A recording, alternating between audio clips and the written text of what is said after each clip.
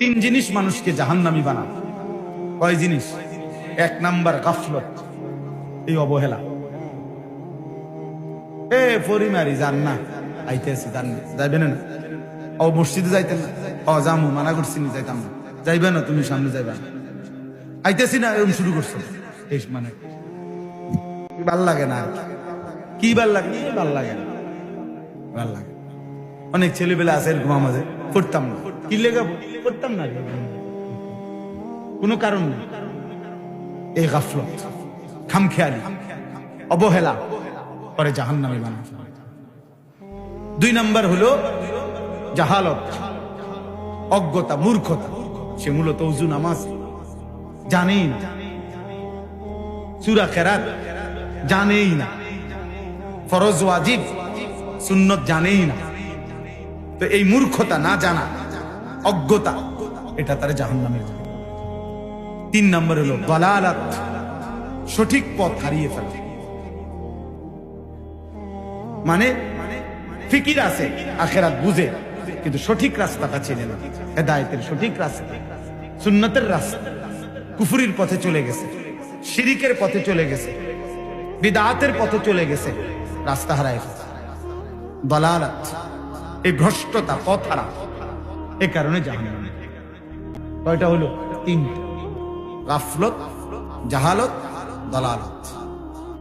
তাহলে যে ব্যক্তি এই তিনটা, এক নাম্বার নিয়মিত নামাজ দেরিতে পড়ে, বিলম্বে পড়ে, সে নামাজ নষ্ট করে। নামাজের ফরজ ওয়াজিব যে ঠিক মতো আদায় করে না, সে নামাজ নষ্ট করে। নামাজ জামাতে যে পড়ে না, সে নামাজ নষ্ট করে। এবার কোরআনুল কারীমে আল্লাহ বলছে, এমন নিকৃষ্ট মানুষকে ফাসাউফা ইয়ালকাউনা গাইয়া, আমি আল্লাহ জাহান্নামের সবচেয়ে বেশি আযাব যেই গর্তে, ওই গর্তে ছিল। এটা বেনামাজির ব্যাপারে বলছে, কথা বলেন না কেন? বেনামাজির ব্যাপারে? কার ব্যাপারে? নামাজির, নামাজির ব্যাপারে। এজন্য অশুদ্ধ ইবাদত আল্লাহ কবুল করে। আল্লাহর কথা মনোযোগ দিয়ে শুনতে হয়। আমরা কোনো এটা নির্বাচনী জনসভা না, আমি কোনো একজন প্রার্থী না যে ভোটের জন্য আসছি, যেমনই হোক আমার ভোট দরকার, এমন কিছু না। তো কাজেই এটা যদি নির্বাচন হইতো, ভোটের জনসভা হইতো, যে মানুষ যে রুমেও যে যেমনই চলে চলুক, আমার সমস্যা কি? আমার ভোট দরকার। এবার হইতে খারাইয়া মতো, নইলে বইয়া মতো, আমার এত কিছু দরকার কি? আমার ভোট দরকার। আমরা তো বাপ এটা না। প্রতিটা মাহফিলের মূল মাকসাদ জিন্দেগির পরিবর্তন, জীবনের পরিবর্তন। আমার যদি আখিরাতের ফিকিরই না হয়, পরকালীন কোনো ফায়দাই যদি না হয়, তা আমি এই জনসমর্থন দিয়ে কি করব? বলো ভাইয়া। অনেক মানুষ আমারে ভক্ত হইল, তো কি হবে? এত আবার 10 লক্ষ মানুষ আমারে মহব্বত করে, তো এতে কবর রাজা মা, তো তাহলে লাভ কি? তাহলে লাভ হলো কি আমার?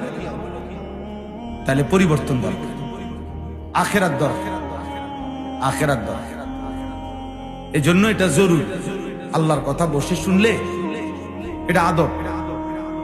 হযরত জিবরাইলের মতো ফেরেশতা মানুষের আকৃতিতে যখন নবীজির কাছে আসতেন, স্পষ্ট হাদিসের মধ্যে আছে, নবীজির সামনে একদম নামাজের সুরতে বসতেন।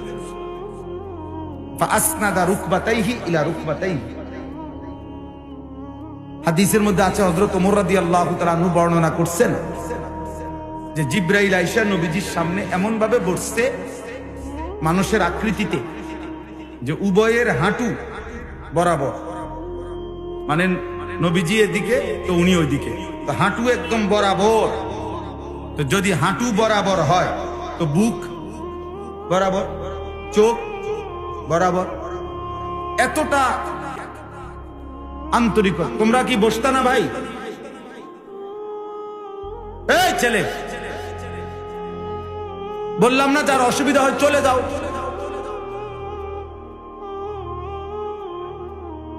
স্বেচ্ছাসেবক নাই, আমরা দুই একজন কোনো ভাই। মাদ্রাসাওয়ালা কোথায়? মাদ্রাসার হুজুর আপনি কোথায়? মোহতামিম কোনে মোহতামিম কি? আপনি উঠেন, আপনি ঠিক করেন আপনার লোক। মানে হাসলে হইতো না তো, আপনি উঠেন, এগুলো আপনি ঠিক করবেন। আপনি একজন ছাত্র রাখেন, অথবা আপনার একজন দুইজন ছেলে রাখেন। না না, বসাই দিবে কেন? হোক না, এমনি তো এলাকার দুই একজন সহযোগিতা তো করেন না, থাকবো না। বউ ভাই বউ, এটা কষ্ট করতে হইব, এতে অল্প হইলেও ফায়দা হয়। আমার তো অভিজ্ঞতা, আল্লাহর কথা যখন কেউ মনোযোগ দিয়ে শুনে, বিশ্বাস করেন, জিন্দেগি পরিবর্তন হয়, জীবন পরিবর্তন হয়। হাদিসের মধ্যে আছে, আমি উদাহরণ শুনাই। হাদিসের মধ্যে স্পষ্ট আছে, একজন সাহাবীর নাম ছিল উসামা ইবনে শরীক, একজন হলো উসামা ইবনে যায়েদ, আরেকজন হলো উসামা ইবনে শরীক রাদিয়াল্লাহু তাআলা আনহু। এই সাহাবী বর্ণনা করছেন যে রাসূলুল্লাহ সাল্লাল্লাহু আলাইহি ওয়াসাল্লাম কুন্না জুলুসান ইনদান নবী সাল্লাল্লাহু আলাইহি ওয়াসাল্লাম, আমরা একদিন নবীজির সামনে বসা ছিলাম, বসছি আর কি সবাই। তো তিনি বলেন, কাআন্না আলা রুউসিনা তাইর, আমরা এমন ভাবে বসলাম যেন আমাদের মাথার উপরে পাখি এসে বসছে। তাহলে এতটা স্থির হয়ে বসছে যে মাথার উপরে যেন আইসা পাখি বসছে। তো পাখি যদি কেউ এমনি নড়ে, কোন ডাল যেটা যদি পাতলা হয়, ছোট চিকন হয়, নড়ে সারাক্ষণ, ওই ডালে পাখি বসবে না। যে ডাল মোটা স্থির, নড়ে কম, নড়ে না, পাখি বসে কোন ডালে?